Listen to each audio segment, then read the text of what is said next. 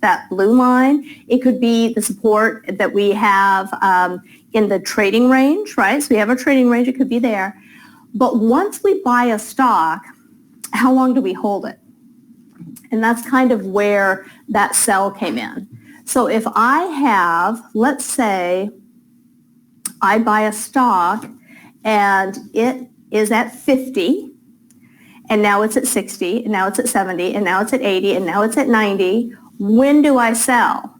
Well, this is where the trading range comes in. When do I know to sell? Because I don't want to hold my stock at 90 and wait for it to come all the way back down to 55 and say, oh my gosh, it's at 55. I bought at 50. I don't want to lose anything. Let me hurry and sell it and make sure I have a profit.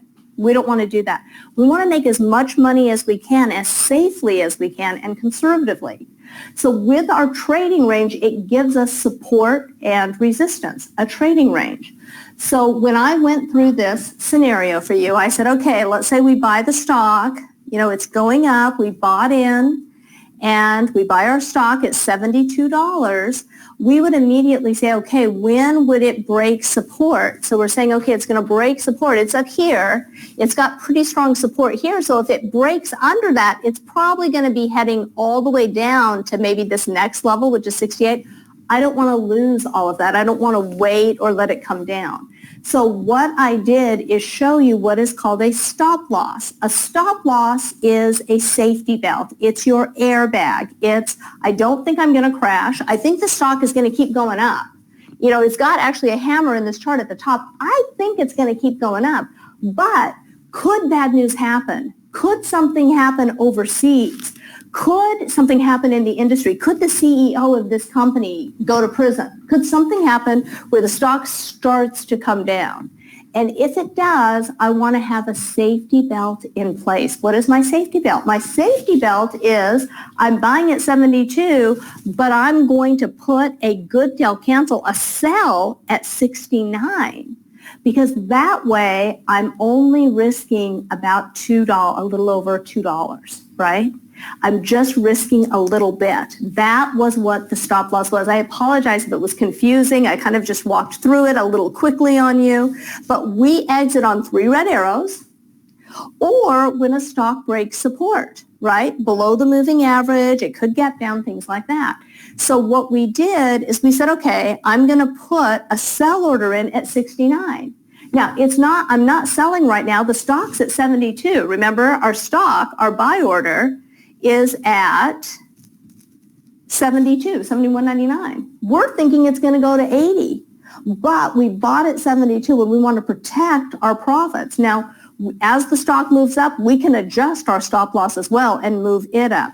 But my stop loss was just my safety belt. It's a sell order just in case from 72 bad news comes out and it starts to tank down to 65. I'm going to get out at 69 because I have a safety belt in place. It's part of my rules. It's part of my trading journal. It's part of my plan to protect my wealth.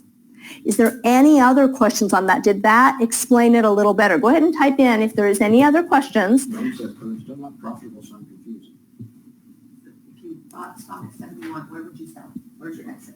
My exit on this, my exit was just, I'm only risking $2. So. Where's your upside?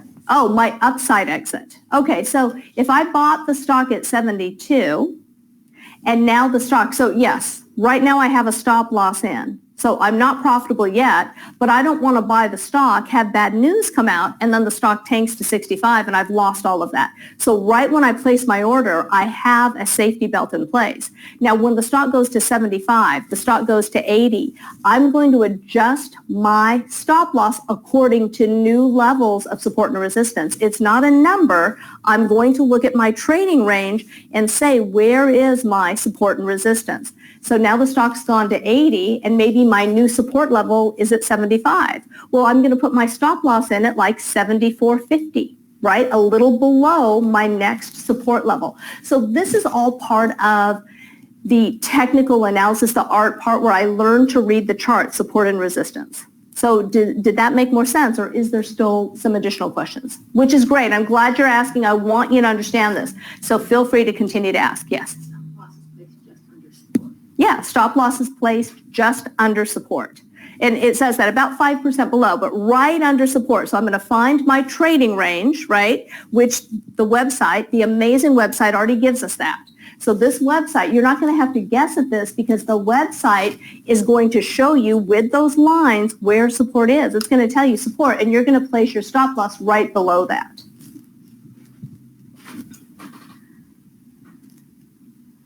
So did that make more sense?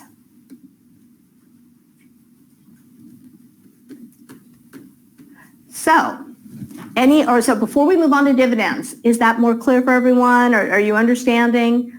Okay, good. So I just was showing you what a stop loss does, right? What can we do to protect our money? As it continues to go up, we always watch our new support and resistance, our new trading range, and we place our stop loss right below support.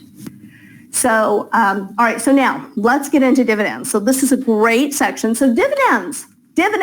We're at dividends. Okay, so what is a dividend? A dividend is free money to you. That's what a dividend is. So how cool would it be, you guys? How cool is it if you buy a stock that's undervalued in a discount, in an uptrend, right? Growing in sales, growing in profits, has great earnings, projected to do better next year and the year after, and it's done good this quarter and last quarter. So now you've got a stock that's growing, and now you're writing covered calls on it. So now I've got a stock that's growing and I'm writing covered calls. So I'm making money long term and I'm making money short term, right, every month. But now what if I could also make money intermediate, midterm? Let's make some money quarterly. That's what dividends is all about. And you know, it's amazing to me that most people don't even think about that when they go to buy a stock. It doesn't even occur to them. Oh, why not choose a stock that pays a dividend? All right, so so once upon a time, there was a time people invested in the market when there was no computers, no online brokerages, and essentially there was no CNBC. There was no way for them to actually do any research on the stock. So what did they do when they went to invest in a stock? How did they decide what stock? Well, back in the olden days, many people chose a stock simply based on the amount of dividend that it paid. Did it pay a lot of the dividend? How much of a dividend did it actually pay? Thank you. So this is back when, stocks weren't really quite as volatile, but they just wanted to get that quarterly income. So what exactly is a dividend? A dividend is payments made to you simply because you own the stock. That's it. You own the stock, you get paid a dividend. And you don't have to do anything else. You just, when the dividend is quarterly or 7 to 10 days after earnings. So why do stocks pay dividends? Well, do you remember that we have value stocks and growth stocks? So when a company starts, they get all this money, and they're making money, and they're growing, they're expanding, right? Subway, another location, Planet Fitness, another location. They're taking all that money and expanding. And if you own the stock as they're expanding, they're making money and growing, and your stock is growing because they're making more and more money and expanding. But what happens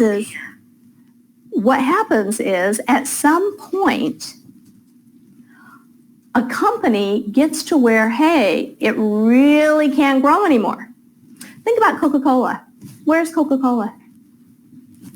I guess the better question is, where isn't Coca-Cola? Coca-Cola is everywhere. It's in your restaurants. It's in all the stores. My gosh, it's in China. It's in Japan. If we had a store on Mars, Coca-Cola would be on Mars. Coca-Cola is everywhere. How much more can it grow? How much more can it expand?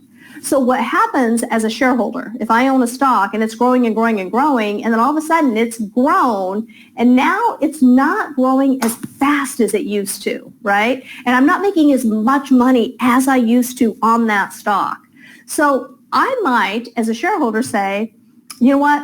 I have Coca-Cola and I've made a lot of money and it's been growing and growing, but now it's just growing really slow and it's not growing that much and it's not like it used to be. I'm going to sell that stock and go to another company that's brand new, that's growing really fast. Well, Coca-Cola doesn't want us to do that, because if we do that, what's going to happen?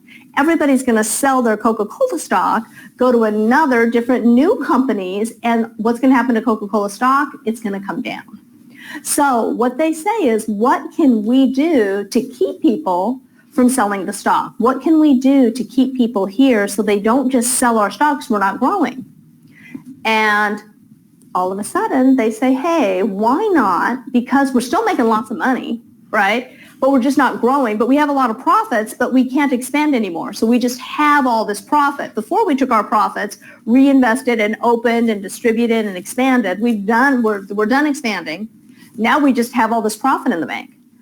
What if we share some of our profits with shareholders who own the stock to keep them, to entice them not to sell the stock? That's really what it is. And so what will happen is they will have a board meeting, then they'll take a vote, they'll bring the shareholders in, they'll take a vote, and they will decide, yes, we do want to share our profits with shareholders. And thus, it's paid on a quarterly basis. And that is the whole purpose of a dividend. You are getting rewarded for buying and keeping and holding their stock. That's what a dividend is. So investors receive cash simply by owning the stock. It's usually paid out on a fixed schedule, quarterly, 7 to 10 days after earnings. Now, the reason it's after earnings is they need to know how much they've made before they can determine the amount that you're going to get in that quarterly dividend. You know, have the profits been high? Did they make a lot of money? Well, then the dividend will be a little, so they just have to determine what that looks like. So now, Susie Orman, we do classes with Susie Orman, so Stacy will talk about her perhaps a little bit tomorrow, but Susie Orman says, I've been telling you now for 2 years to get safe, high-yield, dividend-paying stocks or ETFs. She also goes on to say, if you're thinking of investing today, I recommend consider dividend-paying stocks. Why? Because you're making money by just owning the stock. You're not doing anything extra. You're just getting paid for owning the stock. So if you're going to own, if there's 2 stocks and they're both growing at the same rate, they both cost the same, they both have good fundamentals, why wouldn't you choose the stock that's going to pay you a dividend and bring you a little bit more money quarterly? Because that's how we become financially free. All right, so Steve Forbes, he goes on to say, top stock advisor for Forbes Growth recommends dividend stocks. Now, he uses a proprietary quantitative-based fundamental and technical model, very similar to what we use with our fundamentals and technicals. And he owns Forbes Growth Investor, as a publication by Steve Forbes, and he has beaten the S&P 500 since its inception in the year 2000. And it has grown a total of 129%. So he has beaten it by using technical and fundamental analysis like us, but he also recommends dividend-paying stocks. So if Steve Forbes is saying, get dividend-paying stocks, if Susie Orman is saying dividend-paying stocks, and who, of course, is the greatest investor in our generation, it would be who? Warren Buffett, not Mike Koval. Warren Buffett. Mike's number 2. So Warren Buffett, best known investor. And out of his 5 largest holdings in his entire portfolio, 83% of his entire portfolio are dividend-paying stocks. So if it's good for these top financial people, isn't it something we should at least consider? If they're doing it and it's good for them, doesn't it make sense that we look at it too and say, hey, why not get our money working for us?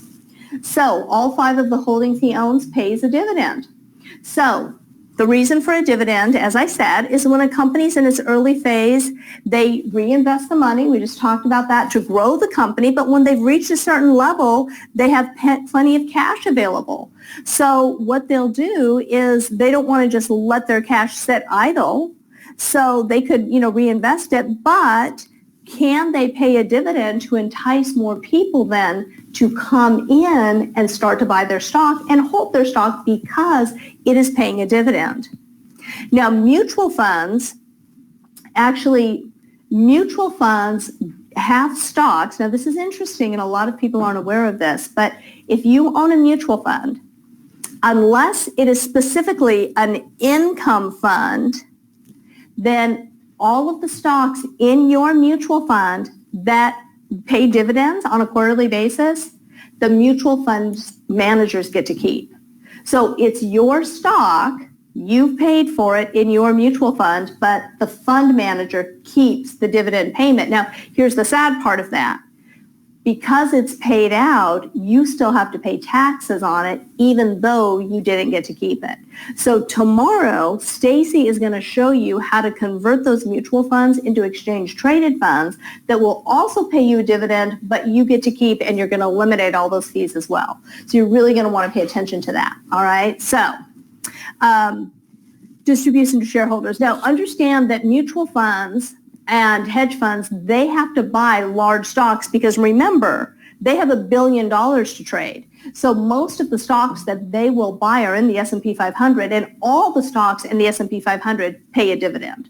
So if you do have a mutual fund, you have been receiving dividends. It's just that you haven't received it. Your mutual fund manager has received the money. You've just paid the taxes on it. So once again, pay attention to her segment on exchange-traded funds tomorrow so we can fix that little piece in your portfolio, and it'll make a big difference in the long run. All right, distribution. So when a dividend is paid out, it transfers its value. The company pays out. So usually when you see a dividend payout on a stock, the stock price will dip a little bit because they've just paid all that cash out. So that will sometimes be reflective in the stock chart. It drops on the payoff date. If a shareholder gets cash, more than likely, think about this, if for every share you're getting paid a dividend, well, the more shares you buy, the more money you're making. So if you're making a pretty healthy dividend, aren't you going to more than likely buy more shares of that stock because it's paying you a dividend? And how cool is it now for you? Let's just think about this. Can you imagine? You have an undervalued stock in an uptrend, you're writing covered calls, you're making monthly income, and you're also making quarterly dividends. So I just kind of want to walk you through this. It is a way to generate passive income, and it can be part of a shorter-term cash flow strategy or longer-term investment. Now, some people will use that dividend when you get older. A lot of people will use those quarterly checks just to live off of. That's monthly income. Now, if you're younger, you can take that money and reinvest it just to grow your portfolio. So it just depends on where you are in life. Now, you can utilize cash as spendable income or reinvest it. Absolutely. That is great. So here's the terms. We have the dividend yield, the dividend growth rate, the payout ratio, the owner of record date, and the ex-dividend date. So I just kind of want to go through all of these with you. Then we'll go onto the site and look at a dividend and kind of walk through what that would look like for you. So your dividend yield. Your dividend yield is the share of stock represents the portion the company will pay you. Now, what is really nice about this is you really want, if you can, I think that this is a great thing to get kids involved in, because think about it, we have always taught children to get a piggy bank, right? Go get a piggy bank, save your money. You know, go mow a lawn. Well, I don't even know if kids mow lawns anymore, but go mow a lawn, save your money. But what if for a birthday present or a Christmas present, you were able to get your kids involved and teach them not to be a saver, but to be an investor? Teach them at an early age to start making their money work for them. And all of a sudden, their whole mindset changes, their whole concept of life changes. And, you know, you might want to, if you have a young boy, maybe get them involved in Nike, or a girl, maybe buy her Disney. But just, you know, you can buy some shares of stock that just pay a little bit of a dividend, and they'll start to see that dividend start to go into their account for doing nothing at all but just owning the stock. So it is a great thing to get your kids involved in. So a dividend represents the shareholders' portion of the distributed earnings from the company, and the yield is the annual dividend paid out per share divided by the share price. So we'll look at all of these things. So a yield example is this. You buy a share of stock for $45. Okay, so follow the math. That share pays you a $2 cash dividend. So for every $45, you're making $2, and it's paid quarterly. So that's going to be 4 times a year. So that's going to be 50 cents a quarter. Okay, so 50 cents a quarter. So your dividend yield is, the annual dividend is $2. The share price is $45. So 2 divided by $45, the price of the stock, divided by the dividend is my yield of 4%. So I'm making 4%. 4% a year.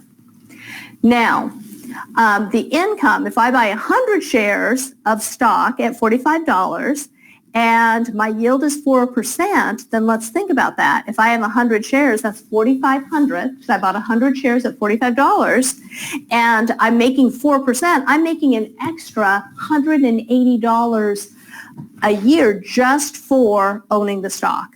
I'm making an extra $180 a quarter just for owning the stock. So if I earn $180 of passive income just for owning the stock, then after 10 years, I've made 40% more by owning the dividend. So what does that mean? That means that if I could buy a stock that pays a dividend, and I held that stock for 10 years, 10 years later, my account is 40% larger just from the dividend, and that's not compounding, all right? Think about if that compounded. I mean, that's 10 years. What if I held the stock for 20 years? What if you got your kids involved and they held the stock for 20 years? Do you realize compounded in 20 years, their stock, their account is 100% bigger? It's double just because they made the decision to buy a stock that paid a dividend. So this is just one of those things. It's not big overnight. The dividend payment isn't huge, but it's kind of like that little ant that kind of makes an anthill, right? It's just a little bit, a little bit, a little bit. You don't notice it, but then over time, wow, it is phenomenal. So I really like paying and learning about dividends and saying, hey, if I'm going to buy a stock in an uptrend, let's make sure it pays a dividend. Why not? Why not get some additional money? So our dates. Now, these are the main dates you have to be aware of. We have the declaration date. That's the day the company announces they're going to pay a dividend. Now, your ex-dividend date, that is the date that you must own the stock to qualify for the dividend, and you have to own it a day prior to the ex-dividend date. So you have to be aware because you have to know when to buy the stock so you qualify for the payout. And the record date, that's when the shareholders, it's usually 2 days after the ex-dividend date, they just kind of go through and say, hey, who owns the dividend? Who are we paying out to? Who's part of that? So that's your payment date. So ex-dividend date, anyone who owns the stock will receive the dividend. Payment date, the date the dividend is paid out. Those are the key dates. So let's actually jump up and go and look at a stock. Let's just go look at a stock right now and see how we would find this. So if we come back here to our stock scanner page, I can go up to the stock scanner. Now, wouldn't it be cool instead of having to go through and say, oh my gosh, how much of a dividend do they pay? Who do they pay? Are they a good stock? Are they fundamentally good? What stocks pay dividends? Wouldn't it be cool if there was actually an investor, somebody who does this for a living, who thinks, hey, I want to make my money work for me, and they created a search that went through all thousands of stocks and said, what stocks pay a dividend, and put them all in one place for you to find? Absolutely, and that's exactly what we have. So we can go to our stock scanner screen right here, and we can say dividend stocks. So I can click on dividend stocks, and then I have to obviously log back in. And, as I mentioned, when you guys log in, this is all that you're going to see. And as you take additional trainings and classes, you'll get some of these other boxes. But for now, you're going to just see the trading tools box. And when you click on that, you'll come up to the screen that has our market commentary, and right here's where you'd put your stock symbol in. I'm coming to the top of the page, which is right here, and I'm going to come down to the dividend stock search. So my dividend stock search, and just like that, boom, I've got all the stocks that are paying a dividend. Now, when I do like the 3 green arrow search or the dividend stock search or any stock I'm interested in buying, I'm not interested in buying a bad stock. Like if a stock is a bad stock, I'm not interested in buying and putting that in my portfolio. So I'm going to kind of go through here, and the first one that pops up is a good stock, okay? So it's got earnings just came out, and it's a good stock. It's got over 1 million in volume. It pays an 18% dividend, and now see, my dividend is $1.43 on an $8 stock, but look at my growth. My dividend has been going down 11% for the last few quarters, so I don't want a stock like that. So I'm just going to go through and say, hey, and then I don't want a bad stock, right? And, an average stock in an uptrend might be okay. That's paying a 16% dividend. It's been going up 17%. But, maybe I can find a good stock. Here's a good stock or an almost good stock, a B stock. Now, this one's nice. This is OMP, O-M-P, OMP. So I could buy this. It's a B stock. It trades 154,000. It's giving me a payment of $2. And that my dividend payment is $2, and that would be divided by 4. So that's by 4 quarters, so it's a little over 50 cents.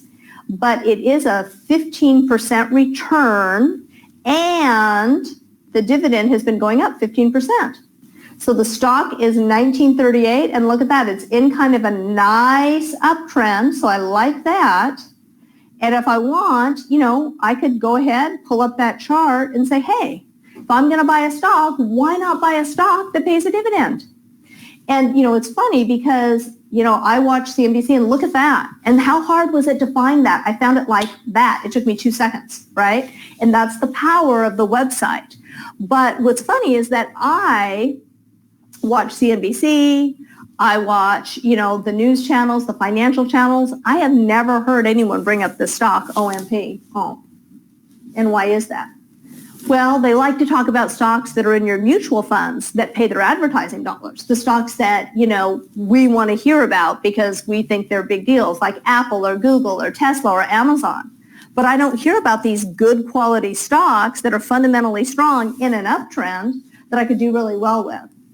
And why is that? Well, they just don't pay the advertising dollars. But how powerful was that? You just were able to find a stock that you could write a covered call with, that you could literally get paid a dividend. And by the way, if you want to buy a stock, we said to buy 100 shares, look at the price of this stock.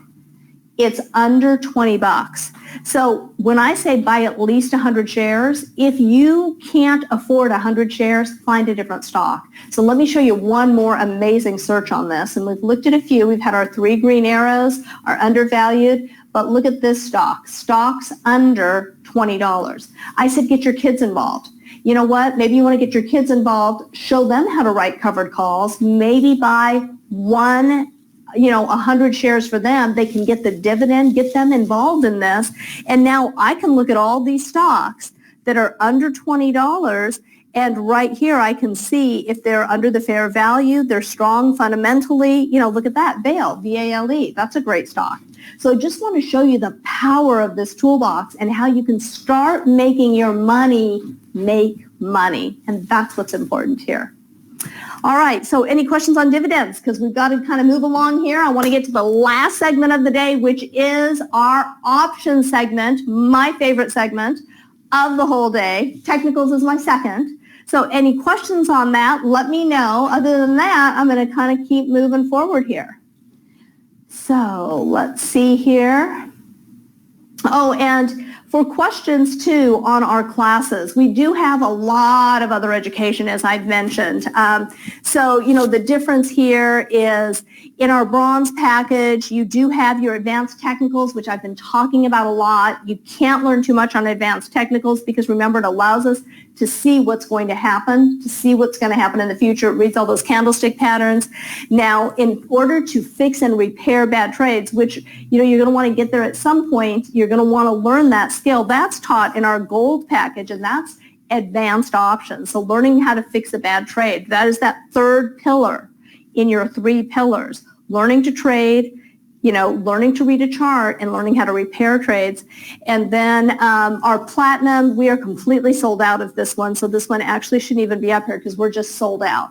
But Stacy will get into the education more tomorrow. I just want you to know we do have other courses available for you. But once again, this is your covered call course, and everything that you need to write a covered call, everything that you need is right here in these 2 days for you.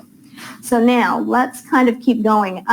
Before we get into covered calls or into options, I do want to go over your homework with you. So you're going to have homework, and your homework is important because Stacy's going to use your homework to write her covered call in her live real account, right? So this account, I just showed you how to place a trade, and we just used a paper trade account, but tomorrow Stacy's going to use a live account, right? Her live account, and she's going to use real money with your covered calls.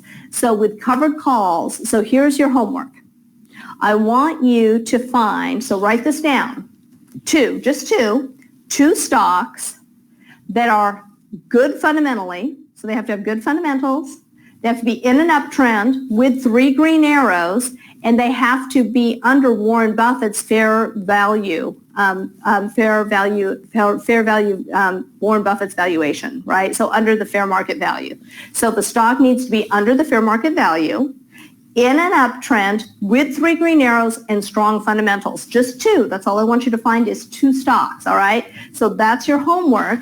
And class will start at 11 o'clock tomorrow. So she's going to do covered calls, and as I promised, she's going to show you a cash spread, which is a great strategy for sideways trending.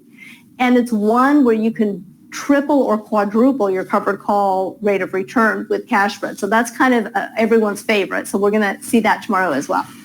All right, so let's look at our options section, my favorite. Now, you know, I'm not trying to teach you everything about options. It's just Stacy's going to be using an option to place a covered call tomorrow. So I just want to get you familiar with it and just more of a comprehension. You know, options is, we can teach you covered calls and how to read a chart in 2 days. Options is a little more complicated. It takes maybe 6-7 weeks to really master this, but I want to introduce it to you and kind of get you more comfortable and be familiar with it. We're going to show you the conservative way to use options, all right? So we want to show you more of the conservative way. So when you set up your account, your trading account, for you to be able to write a covered call, you're going to have to go in and get approved for the options. Now, it's a separate agreement, and there are several levels to options, right? Level 1 is covered calls, and the thing is you can get approved for covered calls with just saying, I want covered calls. There's no problem getting approved for covered calls. And it's funny that they make you ask for approval, because oftentimes when you have money just sitting in an account long term, your money managers can actually borrow your stock, write covered calls on them, keep the profit, and put your stock back in, and you don't even know they've done it. That happens all the time. Well, it happens quite often. But for you to get approved for covered calls, you just say, hey, I want covered calls, you will get approved. Now, level 1 is covered call. Level 2 is spread trading, and level 3 is uncovered. Now, where you want to be is here. But in order to be level 2 or level 3, you're going to need help filling out the application, because they won't approve you. Right? And TD Ameritrade and a lot of places, they don't want you to do this, because all of a sudden, if you're able to trade your account, you're going to take your account away from them, start trading it yourself, and now they're not getting commission on it. So they do make it a little complicated. You will need help with your coaches and mentors to actually get approved for these 2 levels, but this first level for covered calls, you should be just fine. So now, why add options? Now, we're adding options as leverage, and it's a way to use leverage conservatively, and that's really the key here. Because if I can learn to trade any market direction, right, and I know that if this trade goes against me, if the worst thing happens, if I do all my studying, if I do all my homework, and I write my trade out, and I say, well, if the stock goes here, I'm going to sell when I make this much profit. If it drops to this point, I'm going to get out. I know exactly what strategy I'm going to use. I can map out my entire trade with all of my education, and guess what? The stock could still do something unexpected, completely reverse, and I could be wrong and lose money. But if I know how to fix that and how to change that, how to say, oh my God, I thought the stock was going to go up and now it's going down. So I am going to keep my stock, but I'm going to put an option. I'm going to sell an option underneath it. Now I can make money off the trade I was losing on, make money even though I was 100% wrong in the trade. Now, what that does is it gives me a lot more confidence, right? It takes away the fear of trading because now I know no matter what happens, I know how to protect myself and still make money. So we want to use options conservatively. So, what are options used for? Most option trades are just, are weekly or monthly. So I can literally use options to start paying monthly bills, to grow my retirement account. Maybe you're 40, 45, 50, 55, and your retirement isn't where you want it to be or where it should be or where you'd like it to be. You can start using options to actually more rapidly grow that account. So that's very nice there. Now, and what's nice is I don't have to worry about the market because if I just trade every week or every month, I'm not in the market long term, and therefore I'm not as worried about what the market's going to do. I have a lot more peace. I'm not as anxious. And there's a very conservative approach, and it's consistent. And, at some point, you're going to begin to replace your salary. And I am not saying by any means start trading and quit your job tomorrow. I am definitely not saying that. But here's what I am saying. If you start to grow your account, you would be amazed at how conservatively and consistently and rapidly it will compound and grow. And in time, you will find that, hey, perhaps you're making enough money that you can replace that salary and then either quit your job or maybe go to part-time or do something else, start a new company, whatever you want to do. But the big thing is you will start to be able to live your life not trading dollars for money, but doing what you like to do. Mike had no idea when he started trading that he liked boating. He came to Florida, he lived in Seattle, and guess what? He ended up buying a boat because he loves to boat. He just never had the time to boat before to even know that's something he liked. Then all his friends came around and they wanted to boat with him, so he put them in this boat. Not really, but that is kind of a funny boat because you have a trailer back here. It's a mother-in-law boat because if you're in the trailer, you can't get to the boat, right? All right, so no, just kidding. Now, why trade options? Well, options have far less capital and there's limited risk. If I buy a stock for $85, the most I can lose is $85, right?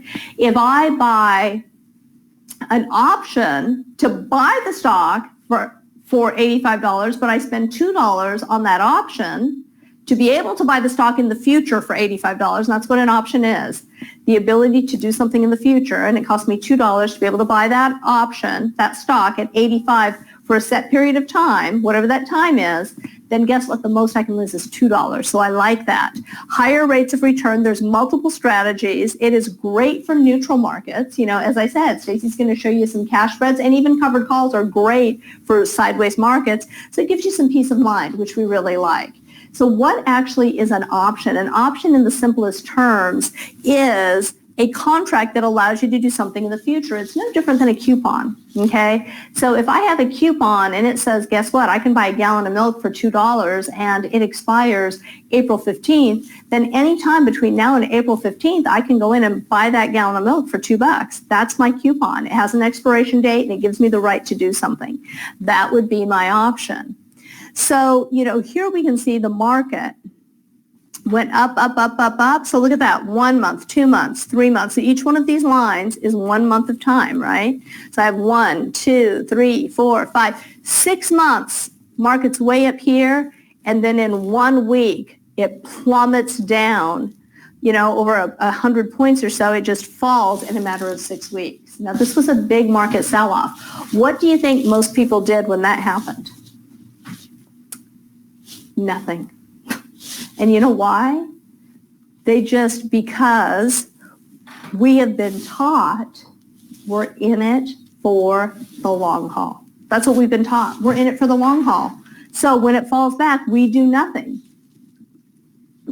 Do you know that with options, do you know Mark Cuban? Mark Cuban is, a billionaire. He's got a lot of money. Did you know that options is what saved him? He was actually a bartender. Got involved in a software company. he used options, and if I have time, I'll tell you the story here in a bit, but he literally used options to save his wealth because options allow you to insure your portfolio. So if you have any money in the market, you really want to learn options, not just to grow your wealth, but to protect your wealth, because that's what options can do. They are a way to insure your portfolio. And unlike homeowners insurance, where if a hurricane hits or this hits or that hits, certain circumstances have to happen before they'll pay you, with options, it doesn't matter. When you get that insurance, if the market falls because, I don't know, the CEO embezzled money, they'll still pay you. If the market falls because of the coronavirus, they'll still pay you. If the market, it doesn't matter, they'll always pay you. So in that regards, it's nice to have that for sure. Okay, so what is an options contract? An options contract is so for an options contract, you have to buy the stock, right? So in this case, you can buy or sell. We're going to be buying. So you've got your stock symbol. Are you going to buy or sell? How many contracts are you going to buy? Now remember, one options contract controls 100 shares, okay? One contract controls 100 shares. How many contracts are you going to buy? And then you have to pick what price you want to buy it at. And remember, you're buying that option for a set period of time, right? So 2 months, 3 months, 1 year, 2 years, 5 days. You choose the amount of time and the price, right? That's it. But when you think about it with options, you actually have a lot of control because you get to choose the stock. You get to choose the type. Are you buying an option? You're buying a call? What are you doing? You get to choose how long, and you get to choose the price. So that is an options contract.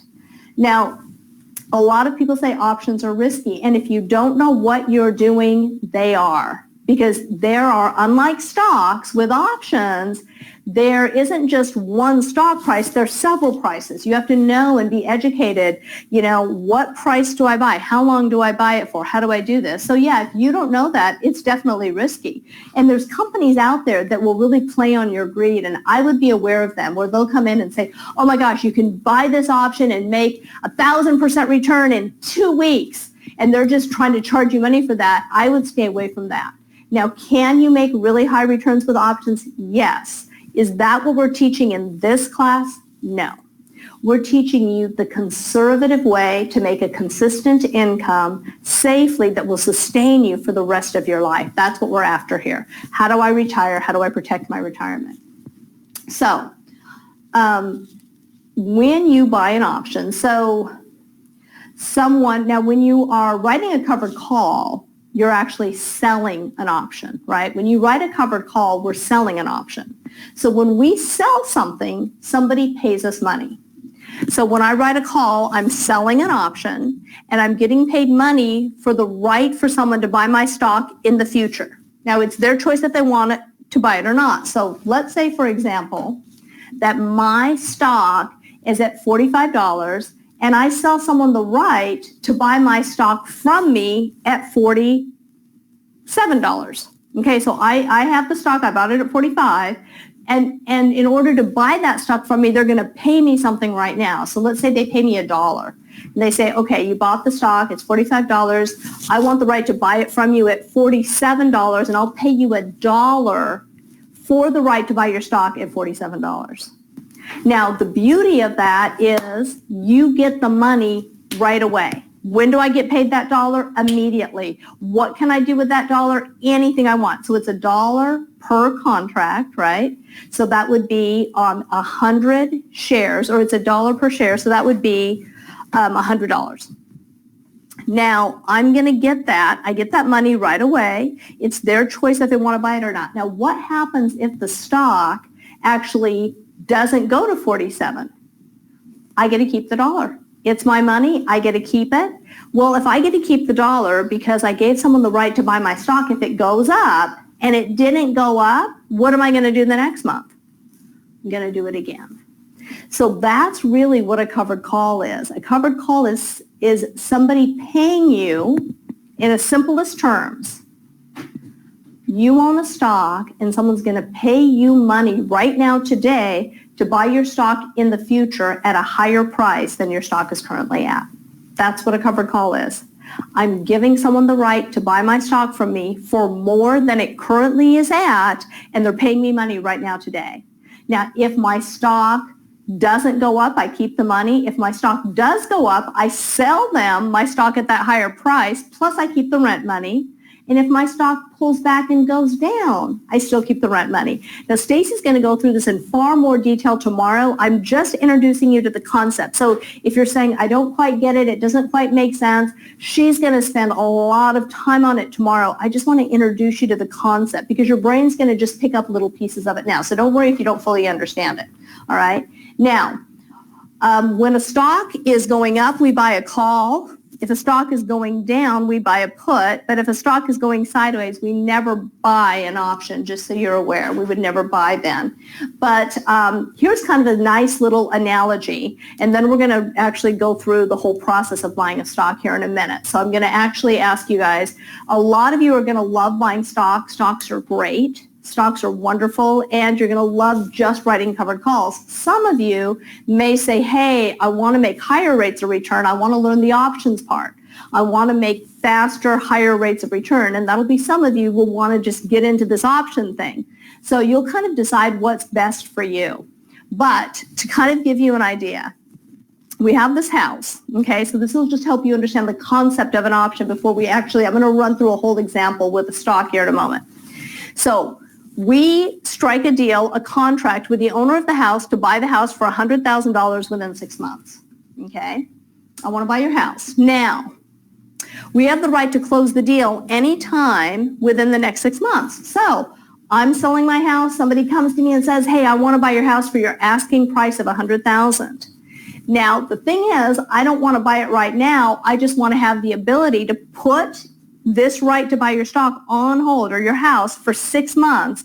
And for that, I'm going to pay you $5,000 right now. So for $5,000 right now, I'm going to hand you that so I can buy your house for $100,000, which is what you're asking for. And I just want you to hold it for me so I can buy it within the next 6 months. Now, they don't have to buy the house, but they can buy the house if they want to. But here's the thing.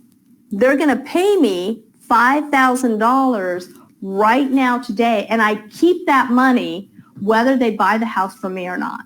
So they're going to give me $5,000. I keep the money. They have the right to buy the house within the next 6 months for $100,000. Well, over the 6 months, the house goes up to $200,000. Now, when the house goes up, that option contract that was $5,000 will also go up in value. So that's really the key that I want you to understand, okay? I want you to understand this. When you buy an option, if the house goes up or the stock goes up in value, so does your option contract. And if you remember when we looked at leverage, we said, hey, stocks are a 2-to-1. Options are a 10-to-1 leverage. So options will go up much more quickly than stocks, which is why so many people are drawn to options, because it's less money for a faster, quicker rate of return. All right, so that's kind of the beauty of options and why people really like options. Now, let's say, so here's what I want to do now before, as we kind of are moving up toward the last part of today. I want you to decide, we're going to look at a stock, and I'm going to give you a test right now, okay? And we are going to look at a stock, and what I want you to do is type in right now, hey, I want to be a stock trader, and I'm just, be a stock trader and learn stocks. And then there's some of you that are like, hey, I don't quite understand this options thing yet, right? I don't quite understand this whole thing with this house.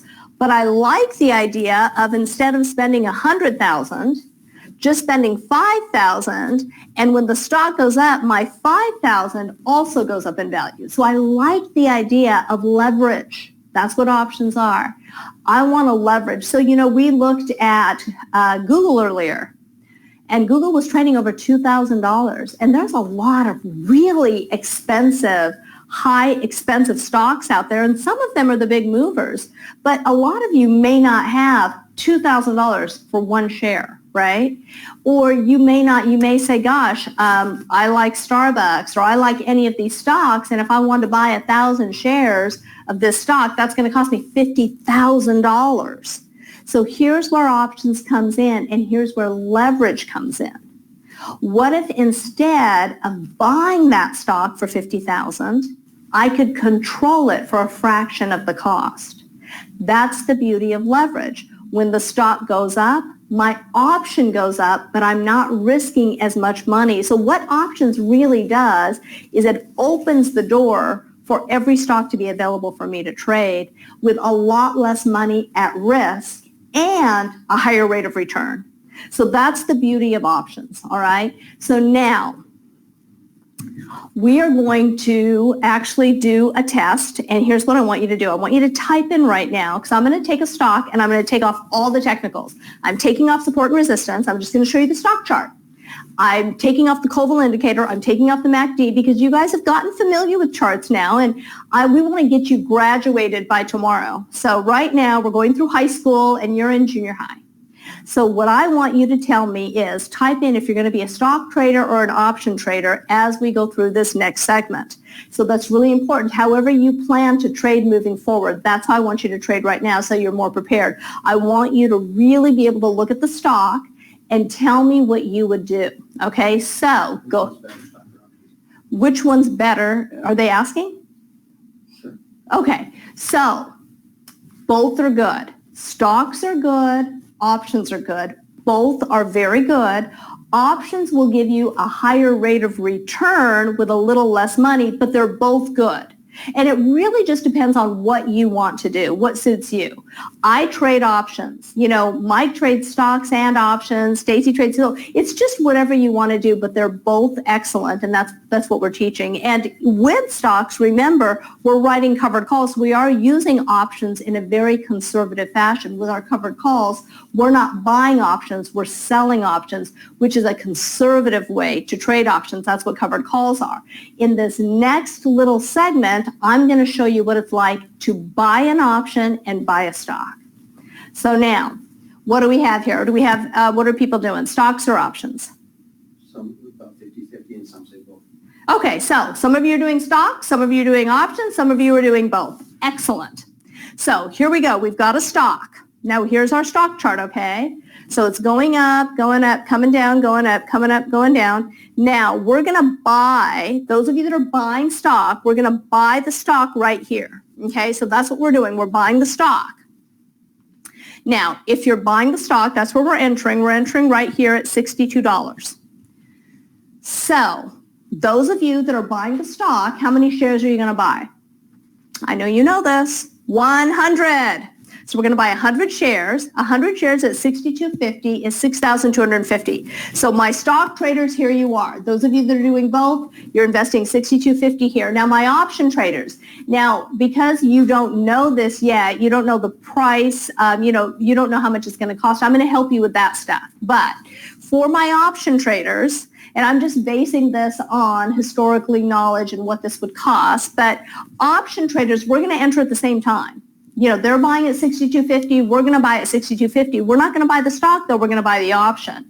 And we are going to buy the $70 call option. So that's the strike price we're choosing. Remember I said with options, we get to choose the price. We're going to buy the $70 call option, and it's going to cost us $2, which if we're doing 10 contracts, so remember, it's $2 per share. Every option contract controls 100 shares.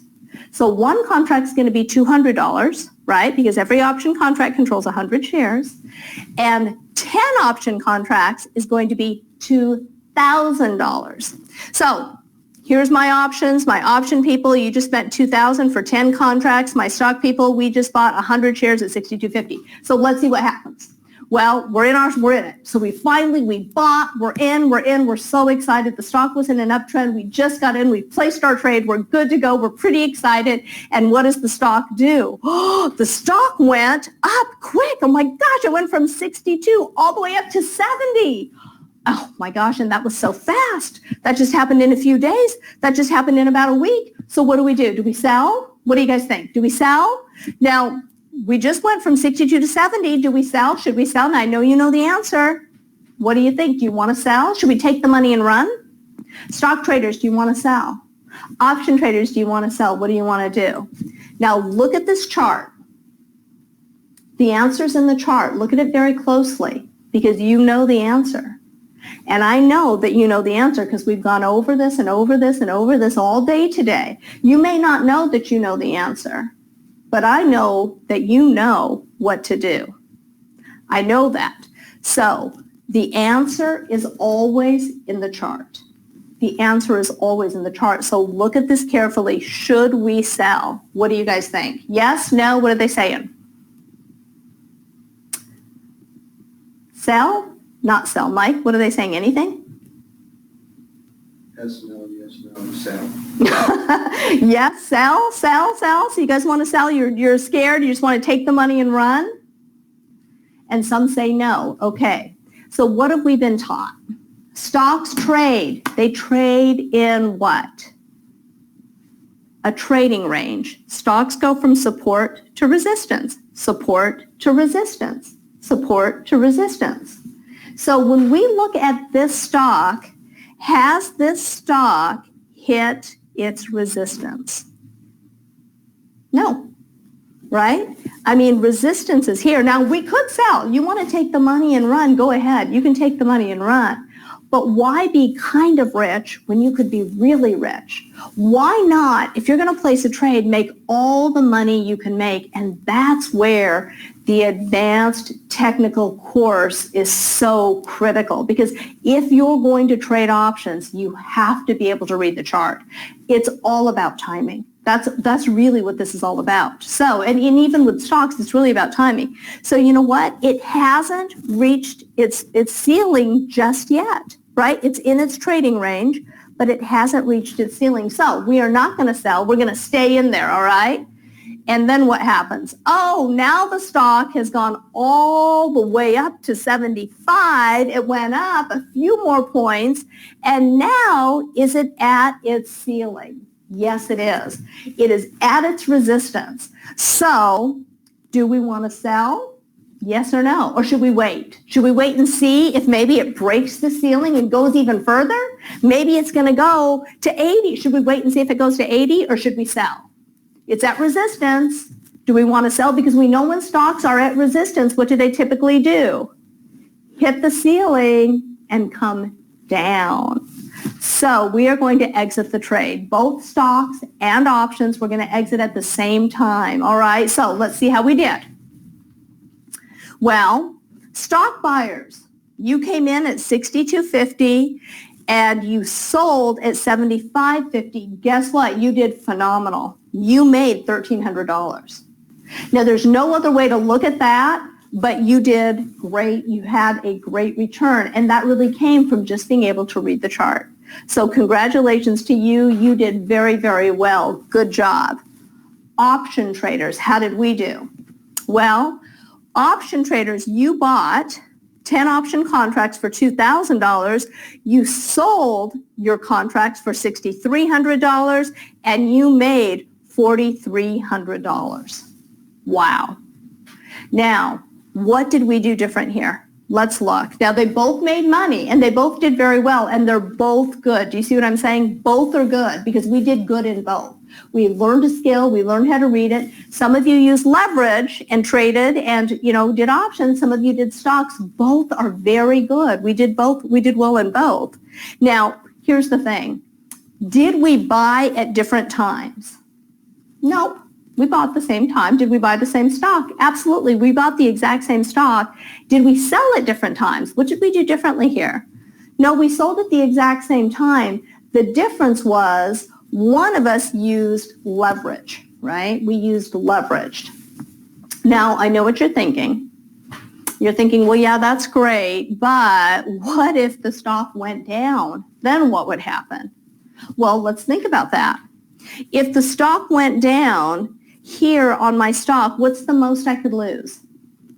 Well, I invested $6,250. So technically, the most I could lose is $6,250. Now, is the stock going to go to zero? Probably not. but it still could come down and I could lose a significant amount because I've invested $6,250. Now with my option, what's the most I could lose? $2,000. Now, here's the thing. Which one has more risk? In one, I've invested $6,250, and one, I've only invested $2,000. Which one has the greater risk? You just have to evaluate that, right? And say, hey, I made them both because, I could do all my research and then once again, the CEO could walk out in handcuffs and all of a sudden everything's plummeting. Now, the nice thing is, just like a stock, and if a stock is in a downtrend, I can get out of it and protect the money I have left. I can do the same thing with an option. If the option starts to go down, I could always sell that option and retrieve my $1,000 or $1,500. But the key here is I used leverage and I'm not investing as much. So I don't have as much at risk. Now, the nice thing is, what if, and I remember Stacy telling me this, she said when Mike first taught her options, because Mike taught Stacy is a lot more aggressive. And she's like, Mike, I want to make a lot of money though. I want to make more money. And he said, well, okay, all the money it would cost you to buy the stock, just take all that money and buy the option instead. Well, what would happen if we were to do that? If we were to take all the $6,250 and say, I'm not going to buy the stock, I'm just going to buy more option contracts, what would that look like? Well, if we were to do that, we would actually, an equal investment would bring the same money, $1,300 with stocks, but with options, if we actually invested $6,300 there, we would make $17,362 on the same stock, same investment, same time. So here's the question. Which do you like better, stocks or options? Stacy's going to get into this a little bit more tomorrow. Now she's going to show you how to sell options, which is the conservative side, but which do you guys like better, the stocks or the options? Let me know what you guys think. It's all about, and really what we're teaching you is how to use leverage in the market. We use leverage all the time in our lives, guys. We use leverage with our credit cards. We use leverage when we buy a car. We use leverage with our homes. Nobody has ever taught you how to properly use leverage in the market. And that is what we're teaching here, how to really do that. So, which one do you guys like? Oh, they all said options. Yeah.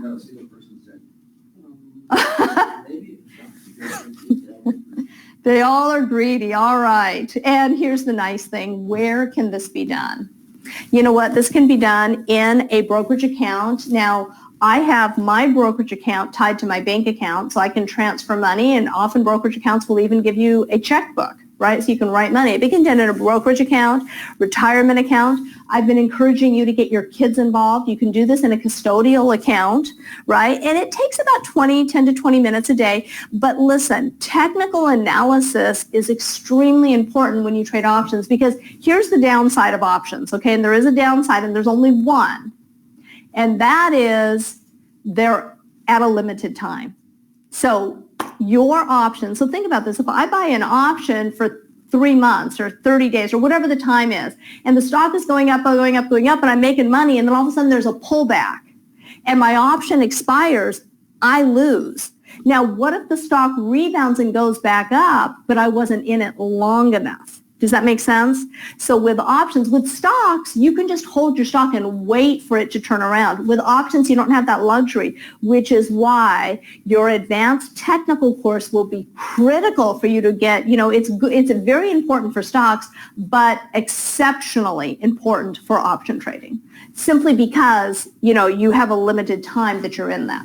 All right, so I just want to make sure you understand that. This is a great email that we got from one of our students, Kent. He said, Mike and Stacy, I want to thank you directly for the amazing training I received since coming to your 3-day introduction course. I, like so many people who dabble in the stock market, thought I knew something. In the first 3-day session, I realized just how wrong I was, after the amazing classes from your remarkable instructors, I realized I was a white belt in a group of true black belts, okay? The word that kept coming to me when listening to Christine, and Christine, she teaches our options course. She is our most favorite coach. I mean, she's just the most liked, highest regarded by all students, and Chris, who's another one of our coaches, and of course you both, is fluent. Your knowledge of the market and how to trade it flows so smoothly regardless of the subject questions. No other words seem to capture it. As suggested, I started with my paper account, and when I started to feel more confident, I decided to start with a $50,000 nest egg in April. To date, it's July 10th. I'm up 74%, a number that would have seemed impossible to achieve on day one. But now it seems almost simple, which is not the same as easy. The classes are filled with powerful, demanding content. I'm blessed to have been introduced to this by Justin, and Justin is actually another one of our coaches. I thank him often, want to thank you also, and this part I really like. As a man in his mid-70s with great genes, I expect to live a long time. Well, that's great. And now I feel confident I can make my money last as long as I do. So, this education is something that you can also bless others with, and you can share it and learn it and grow it. And I just, we really just completely just love it. What's nice with options is you can start with a very small account, as little as $500, and, just take the time to learn and grow. So, we like to teach you by watching, doing, and seeing. Now, remember, today, you've got your homework, so let's go over our homework one more time here. So with our homework, we are going to have a stock. I want you to find 2 stocks, and they need to be in an uptrend under Warren Buffett's fair market valuation. And we want 3 green arrows. Let me see if I can find that page for us. Here we go, homework tonight. Okay, so for our homework tonight, just a quick review. I want you to definitely locate and see what's going on in your current accounts. Now you guys know how to look at stocks. I want you to go in, look at the stocks you have, see how they're doing fundamentally. Now you understand what trend to look at. See what trend it's in. You know what's nice? If you have a stock that's losing money, Stacy's going to show you tomorrow how you can actually sell that stock with a capital gains loss and still make profit, still make some money as you sell it. So she'll show you that tomorrow. But look at your current accounts. Of course, talk to your spouse. You may want to trade together. That's really nice. We have some of our coaches are married. They trade together. Class will start at 11 o'clock. We're going to look at covered calls, cash spreads. Now, remember your homework. We want to see stocks in good fundamentals. So they've got to have green, the green professor, in an uptrend with 3 green arrows under Warren Buffett's market value, under discount cash flow model. So it needs to be under the discount cash flow model. 2 stocks. From your stock, Stacy's going to trade in her account, and she's going to do a covered call and also a cash spread. So it is just about 6 o'clock. You guys have calls with your coaches. Talk to your coaches about how to transfer some of those accounts over, how to move some of that money around, what your goals are for yourself, what you want to see happen in your account. So talk to your coaches tonight. Have a great evening. Go back, take a break, then do your homework, and we will see you tomorrow morning at 11 o'clock. Thank you so much. We'll see you tomorrow.